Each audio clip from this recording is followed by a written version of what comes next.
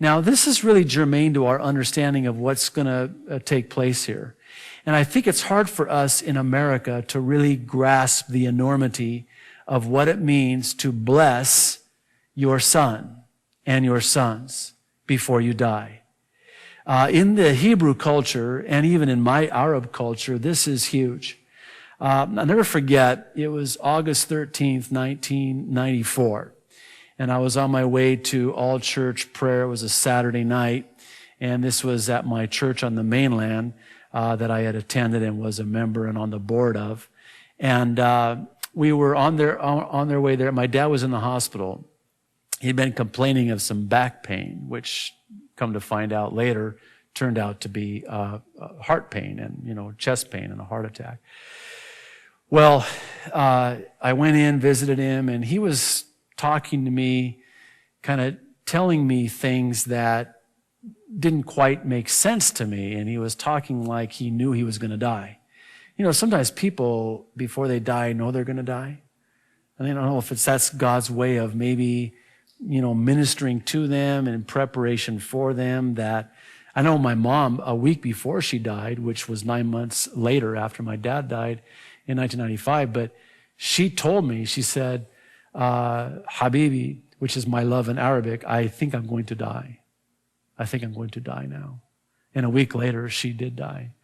But I'll never forget there, in that hospital room, I was kind of running late, needed to leave, needed to get to the prayer meeting. And my dad looked at me and made eye contact with me and said to me, "My son, may God bless you. I love you, and I'm proud of you." And those were the last words I ever heard my dad spoke. He died of a massive heart attack that next morning at 4:00 a.m. unexpectedly. But what he had done is he had pronounced a blessing on me, which in the Arab culture, as well as in the Hebrew culture, is imperative. It is critical. It is absolutely necessary. And so now this is what Jacob's going to do. He's going to pronounce a blessing on Joseph's sons, on Joseph, and as we'll see in chapter 49, on the other sons as well, which has a profound prophetic significance, as we'll see, Lord willing, next week, if we get through chapter 48 this week. So, but he hears that Joseph is coming. He knows it's time to pronounce the blessing. He's revived in his strength. He gets up and readies himself and steadies himself for Joseph's arrival, because this is a huge thing to pronounce the blessing. There's one thing I don't want us to miss here before we move on. It's really interesting to me how respectful and obedient Joseph is to his father. As powerful as he is, he saved his family's life. God has used him in a profound way, and yet he is still submitted to his father. He is still obedient to his father, and he still wants his father's blessing. And that just blesses me about Joseph. I got to share this with you. It's interesting, Sunday's teaching in Acts, we were talking about obedience and how they had received this letter there in the early church, and they obeyed the letter that was drafted at the Jerusalem Council in chapter 15 of Acts. And I was talking about how important obedience is, and how that God has everything but our obedience. It's the one thing that we can give to God that he doesn't already have. He already has sacrifice. That's why obedience is better than sacrifice, as Samuel the prophet said. But here's the interesting thing.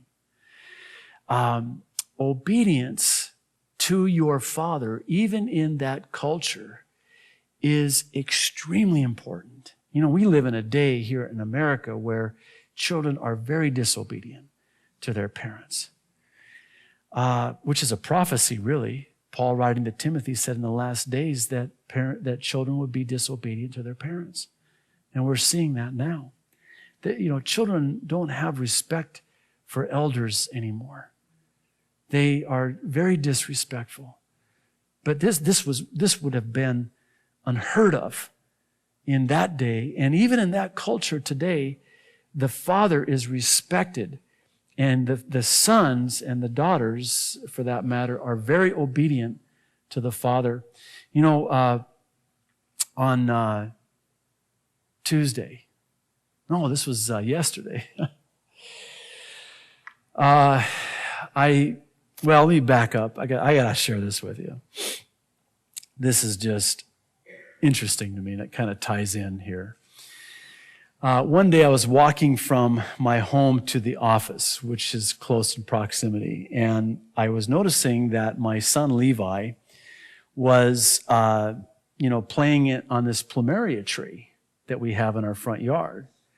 And I told him, I said, Levi, do not jump from that rubbish can. What he was doing, this is what he was doing. I don't know. I can't wait till they grow up. Some of you are saying, yes, you can. It doesn't get any easier. But he had turned this rubbish can upside down, and he was standing on it, a big rubbish can, tall as him. And he was jumping from the rubbish can, grabbing onto this limb of this plumeria tree. I'm going, Levi, don't do that. Thanksgiving of last year, he fell out of that very same plumeria tree, and I had to rush him to Castle Medical Center to the emergency room because he split his head open, and they had to stick a staple in there. And so I'm walking to the office. This is a while back, and I'm saying, Levi, didn't you learn your lesson? He said, yes. I said, no, you didn't. Why are you jumping from the rubbish can to you're going to hurt yourself, and I'm going to have to rush you to the hospital. Don't do that. Obey me. He said, okay. Oh, no. Yesterday, he comes running up to me. Baba. He's holding his arm. Baba, I hurt myself. I said, how did you hurt yourself? I fell. He wouldn't tell me how or where. I said, well, where did you hurt yourself? He says, on my arm. And he's screaming. He goes and he gets the keys to our van, unlocks it, gets in the van and says, Baba, take me to the hospital. I think I broke my arm. Levi, how did you break your arm? His exact words, I disobeyed you. What did you do?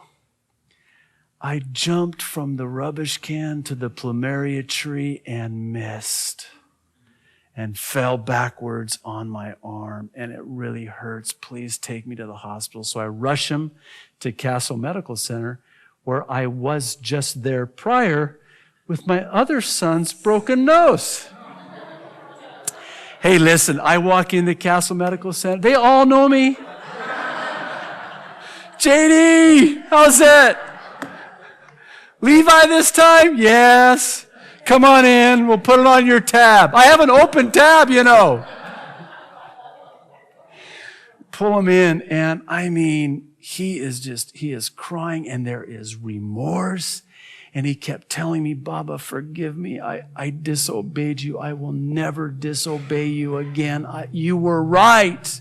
You were right. And I told him, I said, I told you. No, I didn't. I said, you know, Levi, the reason why I tell you to do something is because I have your best interest at heart, and I know. He goes, I know you know. I know now. And so we're praying, and then we saw the x-ray, and sure enough, it wasn't so much a broken arm as much as it was a fractured shoulder. And I mean, the crack was all the way through the bone. Bad break in a bad spot. So just broke my heart. I was like, oh. So I'm holding him. We're crying, and I'm comforting him in. It's hard to hug him because you put your arm, and he's like, ow! Oh, I forgot. Okay. Obedience to the Father. obedience to the Father,